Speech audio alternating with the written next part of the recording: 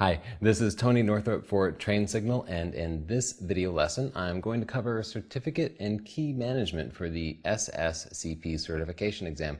These concepts are critical for implementing asymmetric cryptography using a public key infrastructure. Basically, if you want to do encryption and digital signatures and stuff, you need this. As covered in more depth in other lessons, asymmetric cryptography allows you to encrypt things and decrypt things securely. You can encrypt something and only the person with a private key can decrypt it. That's because of this complex mathematical relationship between the public key and the private key. However, issuing these keys and keeping them secret is a pretty complex process. To make it easier to manage these keys, you create a public key infrastructure. There are lots of different applications out there that create the PKI for you, and many of them are built into the operating systems that you're already using. Most PKIs are based on open standards, and as a result, they work across vendors. So as you're addressing different vendors, you probably don't have to worry about compatibility. Instead, you can look at things like ease of use and manageability and cost. Ultimately, what the PKI gives you are three important things. Authentication, just confirming that the owner actually owns a private key, as well as non-repudiation, which proves that the claimed sender of the file is genuinely the sender of the file. Digital signatures also allow you to verify that a file hasn't changed since it was sent. Now let's go into a little more detail about sending and receiving an encrypted message. We're sending a message between you and Mary. The first step is to request Mary's public key. As you might remember, asymmetric cryptography involves a public and private key pair. As the name implies, the public key is available for anybody to get. The private key, however, needs to be kept secret by just the owner of the key. Now, this says quite simply request Mary's public key. The way this is handled is different based on the application, but it can happen by sending a message directly to Mary's computer to retrieve it, or you can contact your public key infrastructure and request Mary's key from the certification authority. So you request Mary's public key and she sends it over to you. Now you use Mary's public key to encrypt the message. Anybody would be allowed to encrypt messages with Mary's public key. Now you can send that encrypted message back to Mary, and Mary can use her private key to decrypt the message and read the plain text. Here's what I want you to really understand. You can encrypt the message with the public key, but you can't decrypt it. If you encrypt something with a public key, you can only decrypt it with a private key. If you encrypt something with the private key, you can only decrypt it with the public key. This is very different from symmetric cryptography, where a single key is used for both encryption and decryption. The public and private keys that we're talking about are these cryptographic mushes of data that you could look at and not really know what to do with. So to make them easier to handle, we usually plug them into a digital certificate. The digital certificate simply provides some structure for it. It contains the data of the key itself, as well as a description of what it is, so that a computer can process it or a person can look at it and know what the heck it is instead of just a seemingly random series of binary data. Digital certificates are issued by certificate authorities or certification authorities, commonly known as CAs. You can set up your own CA using software, or you can go to public CAs too. We'll talk about that more later. On the right side of this slide, you'll see a sample X509 certificate. X.509 is an open standard commonly used for certificates, so there are other standards out there too. And you can see it contains a lot of information in it, the version of the certificate, a serial number, the type of algorithm that was used, who issued the certificate, that refers back to the certificate authority, the dates that the certificate is valid. This is the not before date is the date that it's issued or the first time it can be used, and not after is the expiration date. The subject is basically who the certificate is being issued to. It's not like the subject of an email message. It's basically the owner of the certificate. And then you can just stick the public key in there. The public key is in the certificate, so you can just send the certificate to somebody and they can use your public key. The private key, you don't want to put the private key in their certificate, right? The private key is private. You keep that secret. Let's talk more about these CAs. They're responsible for issuing, revoking, and distributing digital certificates. And as I mentioned, they can be internal, just based on some software that you set up yourself using your own company's name, or they can be public. Everybody knows VeriSign pretty much. They were one of the first big CAs, and I think they're still the most well-known. But there are just hundreds of other public CAs out there. GoDaddy is a public CA. Microsoft itself is a public CA. I've worked for BBN, which was a public CA before. And anybody can be a public CA. The term public doesn't mean anything, really. You can set up your own company and install some free software, and there you go, you're a CA. However, nobody will trust you. You can issue certificates all day long and nobody will care about them. You won't be able to encrypt a website and have somebody go there without them getting some crazy prompt saying this certificate was issued by some untrusted CA. So when we talk about public CAs, usually we're talking about those trusted CAs. And a trusted CA is a CA that is listed in the default CAs for whatever the common web browsers are. So Internet Explorer has a list of CAs that are trusted, as does Firefox and Chrome and Safari and every other browser. And for the most part, they're the same CA. So if you want to use a certificate that people's browsers will trust, well, you just need to go to the browsers and see which CAs they trust. But your own CA that you just made up is not trusted. It's a CA, but it's not a trusted public CA. The CAs issue certificates to you, but they also keep a copy of it and allow your public key to be retrieved by anybody. As you can imagine, this means they have to have some web servers that are up and running and publicly accessible. They need to have some directory software running so that the apps that different clients are using can automatically retrieve that key. That's the job of the CA. So let's send a message to Alice this time, but instead of retrieving Alice's public key directly from her, we're going to pull it from the CA. This is the process that you'd follow. Your client computer will request a certificate from the CA. This typically happens automatically. You don't need to go to their website or anything. The app will know how to find their CA and retrieve the certificate. Then the CA will send you Alice's certificate, which contains the public key, but not the private key. You can then use the public key embedded in the certificate to encrypt a message and send that encrypted message over to Alice using any method, file transfers, email, whatever. Now, Alice, of course, she has her public key, but that doesn't do any good. It can't decrypt the message with a public key. Alice, however, because she's Alice, has her private key that's associated with that public key, and she can use that to decrypt the message. I talked a little bit about public CAs and trusted public CAs. I'll go into a little more detail about it here. The most common use of a public CA is to get an SSL certificate for a website. Any website that wants to encrypt traffic and to authenticate the server to prevent a man-in-the-middle attack needs an SSL certificate. If you don't have this, your traffic could be sniffed, people's credit cards could be read, you could be easily impersonated. So these SSL certificates really provide a lot of security. Like I said earlier, you can set up your own CA and issue any type of certificate you want, including an SSL certificate. If you do that for your own website, this is what will happen. You can see these error messages in the background over here. The web browser is going to pop up these really scary looking messages and tell you, you definitely should not visit this website. It does not have a trusted certificate. And you know what? If you're trying to run an e-commerce website and sell somebody something, they're going to be spooked. So it's okay to use these self-issued CAs for testing public websites. But once you actually put something public, you're going to need to shell out a few bucks to buy a certificate from a trusted CA. Now, you're paying for a service.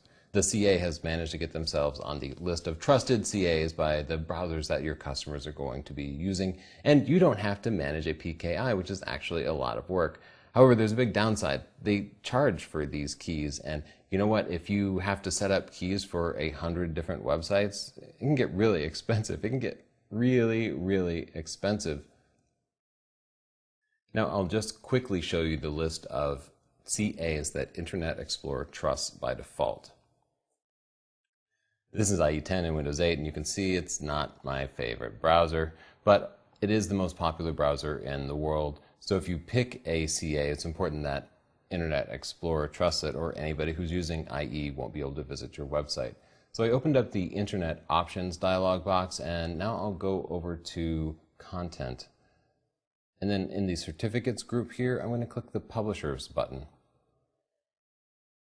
Now on the Trusted Root Certification Authorities tab here, we have a list of all the CAs that Internet Explorer trusts by default.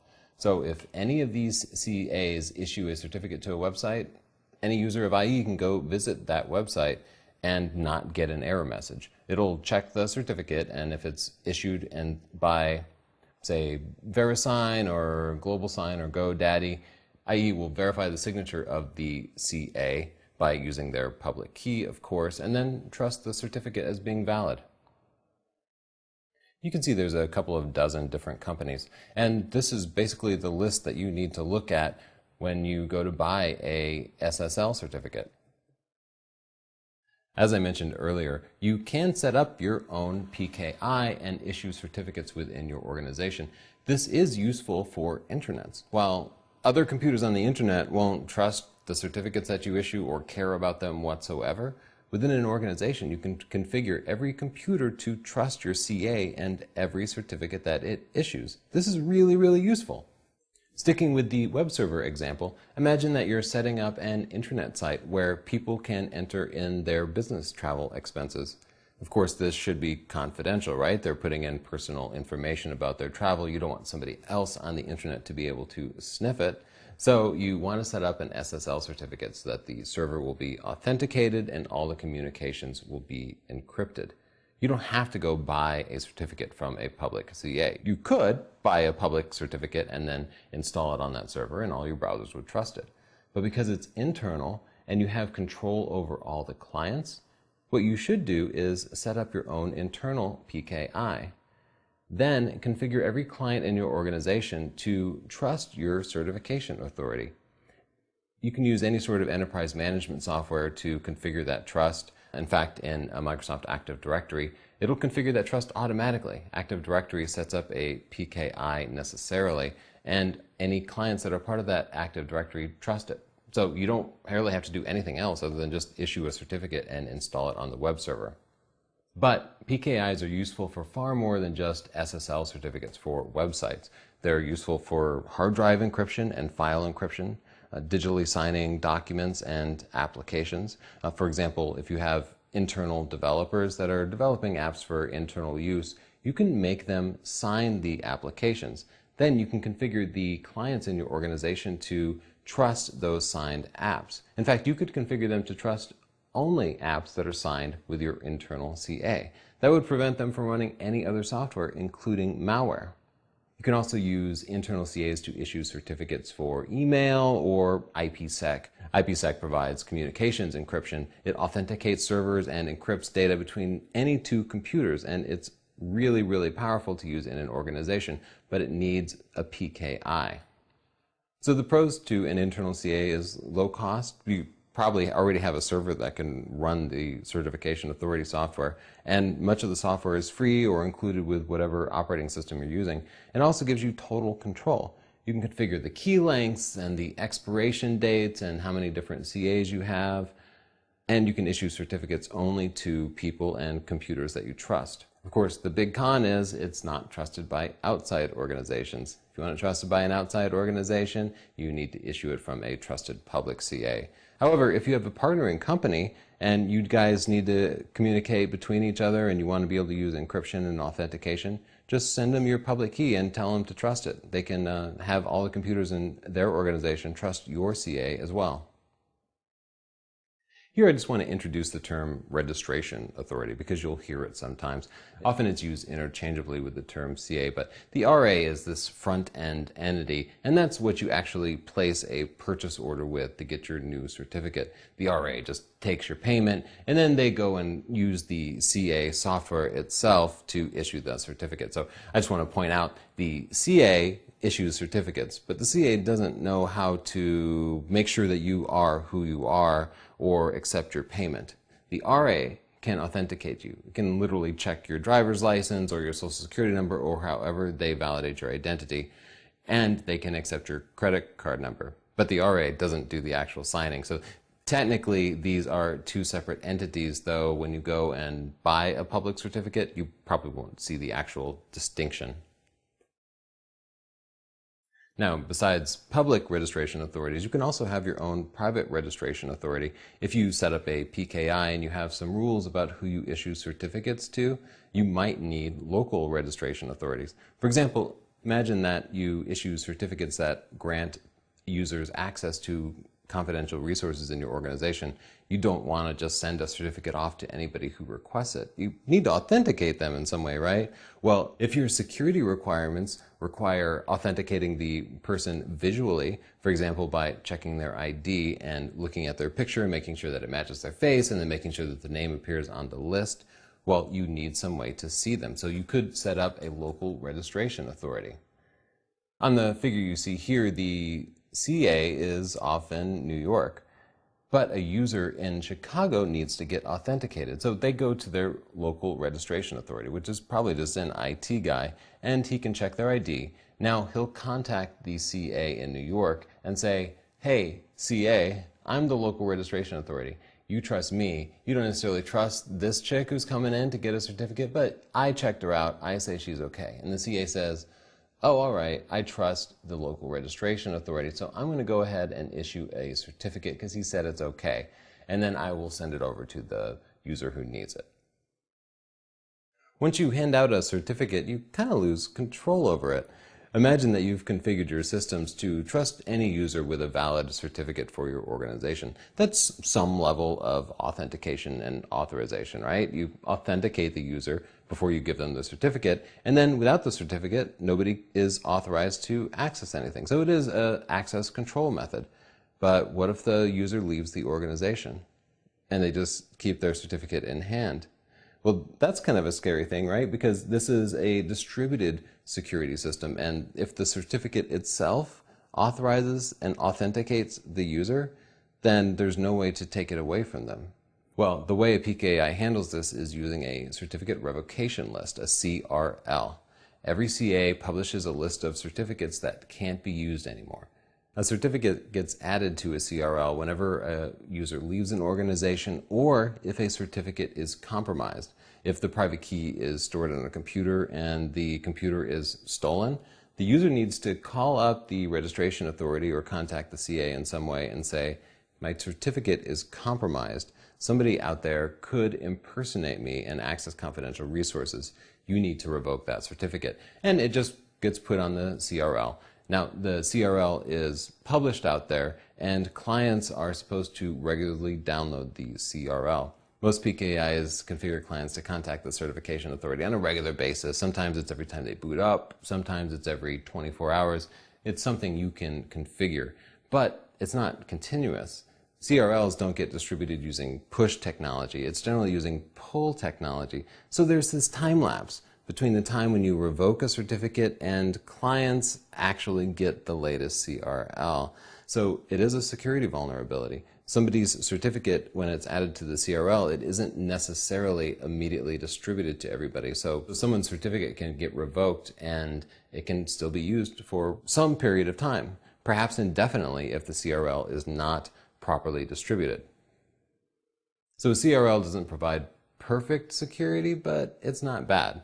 I'll say that there are known attacks out there that allow a user with a stolen certificate to continue to use it even if it gets added to the CRL. If they have some control over the client or host that they're trying to attack, they hack it so it can no longer retrieve the CRL. Sometimes that's as easy as just adding one line to the host's file on a computer.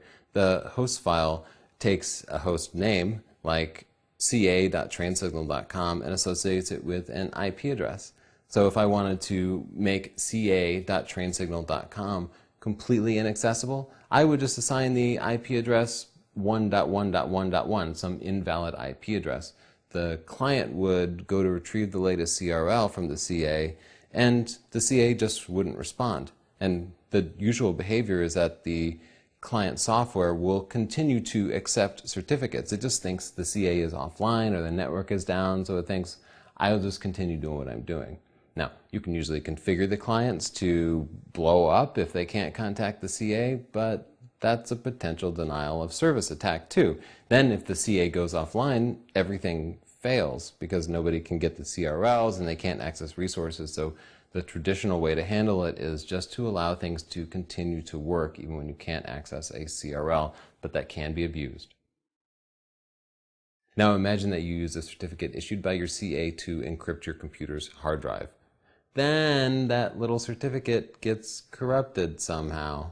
Now you can't access your hard drive, but it's probably got stuff on it that you want, right? It's your hard drive, but the encryption is making you feel like you've just stolen it. You need a key recovery agent. A recovery agent is generally a live person because a live person is better able to authenticate you.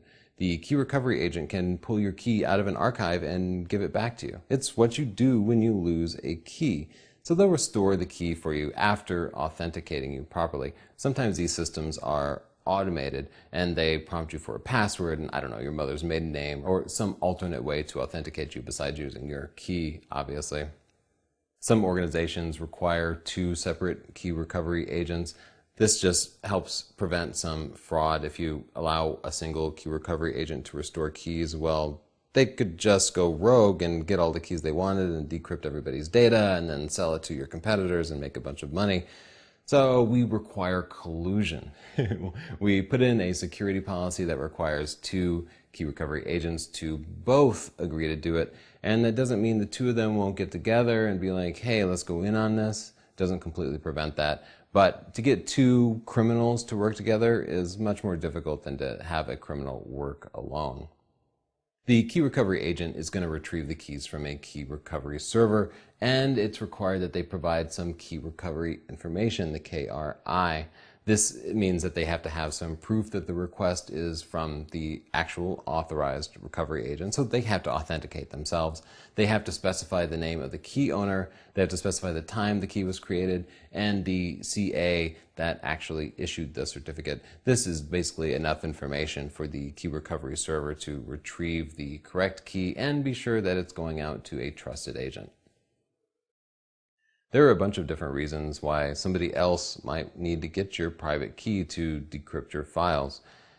First, if you leave an organization and you've encrypted some files that the organization owns, well, they're going to want to get that back. You can encrypt the data on your hard drive, but if you're employed by a company, they own everything you make, every idea that you have, every document that you write.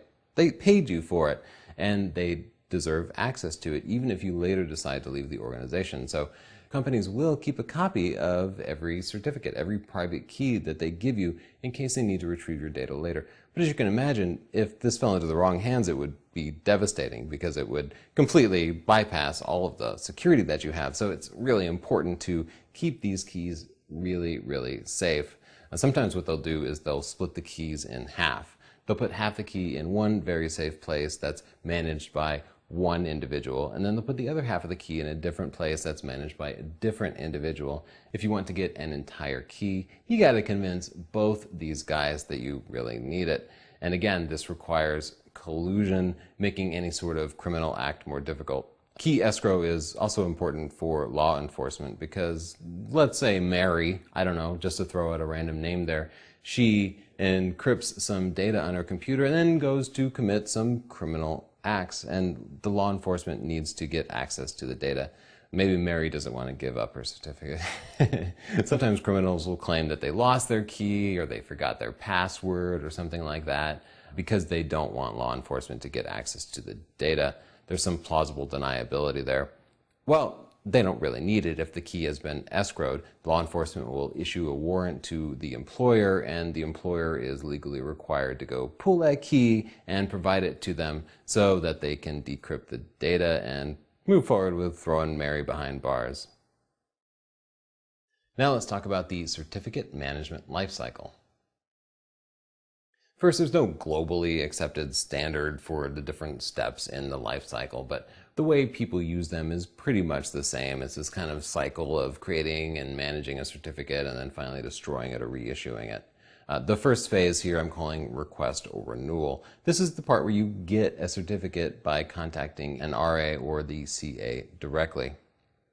Now, every certificate has an expiration date, so when that expiration date starts to get close, it's time to renew it, to get a new certificate with a new expiration date. You don't have to wait until the day it expires. You can go in a year early and get a certificate that will last you another 5 years. It's up to the CA to determine when certificates expire, so they can make them expire in 30 days or 10 years or whatever they feel like.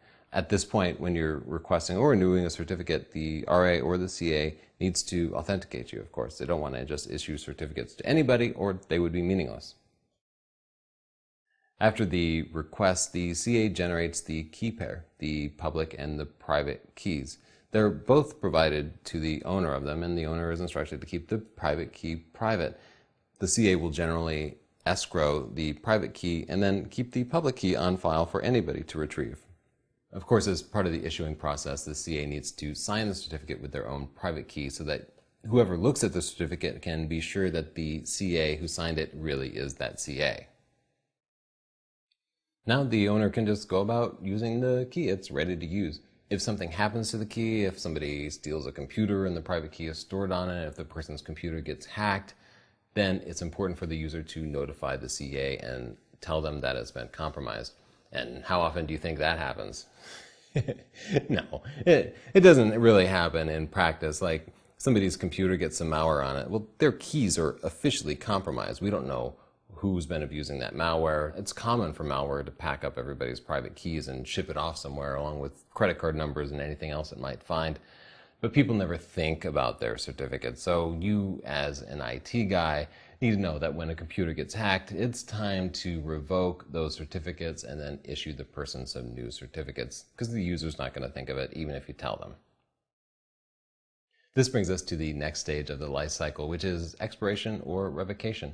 As the expiration date approaches, the certificate will no longer be accepted by any clients, because any client who receives a certificate will check the expiration date. And if the expiration date is an earlier date than today's date, then they don't honor the certificate. Of course, if the certificate appears on the CRL, it's considered revoked and it will no longer be accessed. And this brings us to the destruction phase, where we permanently remove keys and certificates that are no longer needed. You really only have to worry about destroying the private key because, well, the public key is somewhere on the internet anyway, right? It's common for people to keep different copies of things. But also, without the private key, the public key is completely useless, so you don't really have to worry about it. And after this, we just reissue a certificate or we start the whole process over again. That's why it's a life cycle. Now let's wrap up this lesson by covering a few CA trust models. Now, CAs are so important that many organizations need more than one CA. If you can imagine, if you're a global company with offices all around the world, you could have just one massive CA, but then everybody who needed a certificate would need to contact that one CA. It would also require that each of the different branch offices have a constant network connection, and if that network connection went down, you'd no longer be able to issue any certificates. Well, what we do is we have a root CA up at the top of the hierarchy, and the root CA will issue certificates that other CAs can use to issue more certificates. It's a certificate issuing certificate.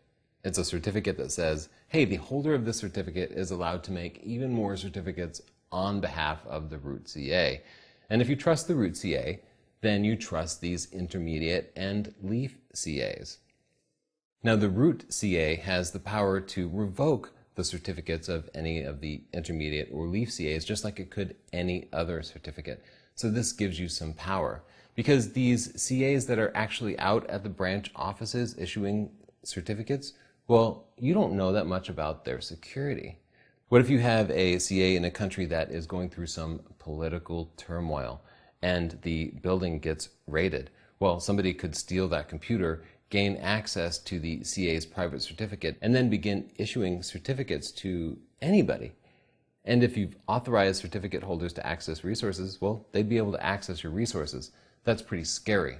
So having this hierarchical trust model allows you to easily revoke these certificates from these lower level CAs. If you just had one CA, well, you can't revoke the certificate, right? If it was just the only CA, where would the certificate revocation list be stored? It couldn't be stored on the untrusted CA anymore. So you almost always have multiple CAs, and you keep your root CA really, really, really secure. You don't issue certificates with it. In fact, it's usually not online. You unplug your root CA, you keep the certificates private, and you put them physically in a safe. In fact, you put the root CA certificates in two safes. And you do the thing that I talked about earlier, where you require collusion. You require two people to work together to get this.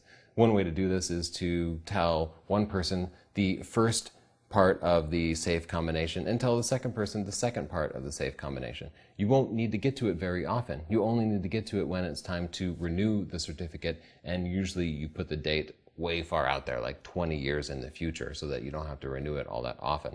These intermediate CAs and the leaf CAs, you give them shorter expiration dates, and if something goes wrong, you can always just revoke the certificate. So the hierarchical trust model is useful for large organizations or government bodies. The mesh trust model is more useful when you have a partner company and you want to be able to exchange files. You want to be able to grant access to specific resources to users in their organization. Now, you could issue every user in the partnering organization your own certificate, but that would be a pain. So what you'll do instead is you'll simply trust their CA. Then you can retrieve their public keys when you're assigning resources to different users, and you can assign whatever access you want to their certificates. Of course, trusting a CA doesn't grant permission to any resources. Somebody with a certificate issued by the CA can't access your private files unless you authorize them to. And of course, you can assign access to any users issued certificates by the CA or specific users based on the subject name in the certificate. The bridge trust model is basically exactly the same as the hierarchical model, except that the bridge CA basically issues root CA certificates to different organizations. And if everybody trusts the bridge CA, then they also trust the CAs from either side. This is Tony Northrup for Train Signal, and thanks so much for watching this video lesson.